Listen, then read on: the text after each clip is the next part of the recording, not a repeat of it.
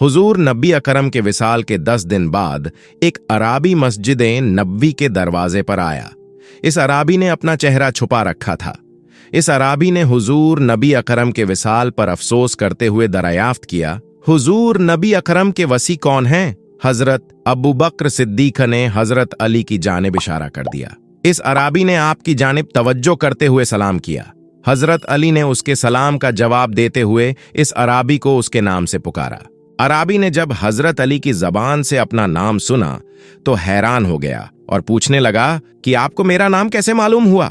हजरत अली ने फरमाया, मुझे हुजूर नबी अकरम ने तुम्हारे नाम और तुम्हारे हाल की खबर दी थी। हजरत अली ने फरमाया, तुम्हारा नाम मज्जर है और तुम अरब से ताल्लुक रखते हो। तुमने अपने कबीले को हुजूर नबी अकरम की खबर देते हुए कहा था कि मक्का में एक आदमी खड़ा होगा जिसके रुखसार चांद से ज्यादा रोशन होंगे। इसकी बातचीत शहद से ज्यादा मीठी होगी। वह खच्चर पर सवारी करेगा, अपने कपड़ों और जूतों को खुद पैबंद लगाएगा, जिना, शराब, सूद और नाह का कत्ल को हराम करार देगा। वह आखिरी नबी होगा और वह रमजानुल मुबारक के रोजे रखने वाला होगा, बीतुल्लाह शरीफ का हज करेगा, नमाज अदा करेगा। ऐ लोगो, उस पर ईमान ले आओ और उसकी तस्दीक करो। फिर तुम्हारी कौम ने तुम्हारी इन बातों को सुनकर तुम्हें कैद में डाल दिया। जब हुजूर नबी अकरम का विसाल हुआ तो तेरी कौम सैलाब से गरकज हो गई और तुझे कैद खाना से रिहाई नसीब हुई। फिर तेरे कानों में गैब से आवाज आई, ए मौजर, हुजूर नबी अकरम विसाल फरमा गए हैं तो उनके सहाबा किराम से मिलने मदीना मुनव्वरा जा और हुजूर नबी अकरम के रौजा मुबारक की ज़ियारत कर। इस अराबी ने जब हजरत अली की जबानी तमाम हाल सुना तो उसकी आंखों से आंसू जारी हो गए। उसने आगे बढ़कर आपके हाथ का बोसा लिया और अर्ज करने लगा कि मैं आपसे कुछ सवालात करना चाहता हूं। हजरत अली ने फरमाया, तुम सवाल पूछो, मैं तुम्हारे तमाम सवालों के जवाब दूंगा। उस अराबी ने पहला सवाल पूछा कि वह कौन सा नर है जिसका बाप और मां नहीं है? हजरत अली ने फरमाया, वह हजरत आदम है। उस अराबी ने फिर पूछा, वह कौन सी मादा है जो बिना मां बाप के पैदा हुई? आपने फरमाया, हजरत हवा है। उस अराबी ने पूछा, वह कौन सा नर है जो बिना नर के पैदा हुआ? आपने फरमाया, वह हजरत ईसा हैं। उस अराबी ने पूछा, वह कौन सी कब्र है जिसने साहिबे कब्र को सैर करवाई?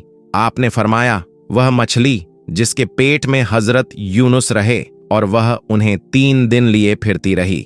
इस अराबी ने पूछा, वह कौन सा जिस्म है जिसने एक बार खाया मगर दोबारा नहीं खाया? आपने फरमाया, वह हजरत मूसा का आसा है जिसने सांप बनकर फिरौन के जादूगरों के जादू को हजम किया। इस अराबी ने पूछा कि वह जमीन का कौन सा हिस्सा है जहां एक मर्तबा सूरज की किरणें पड़ीं? आपने फरमाया, दरियाए नील की वह सतह जो हजरत मूसा के असा से जाहिर हुई। इस अराबी ने पूछा कि वह कौन सा पत्थर है जिससे जानदार पैदा हुआ? आपने फरमाया, हजरत सालेह की ऊंटनी। इस अराबी ने पूछा, वह कौन सी औरत है जिसने 3 साथ में बच्चा पैदा किया? आपने फरमाया, हजरत मरियम। इस अराबी ने पूछा कि वह कौन से 2 दोस्त हैं जो दुश्मन नहीं होते? आपने फरमाया, जिस्म और जान। इस अराबी ने पूछा कि वह कौन से 2 दुश्मन हैं जो कभी दोस्त नहीं होते? आपने फरमाया, जिंदगी और मौत। इस अराबी ने पूछा कि शय क्या है और ला शय क्या है? आपने फरमाया, शय मोमिन है और ला शय काफिर है। उस अराबी ने पूछा कि रहम में सबसे पहले कौन सा अंग बनता है? आपने फरमाया, शहादत की उंगली।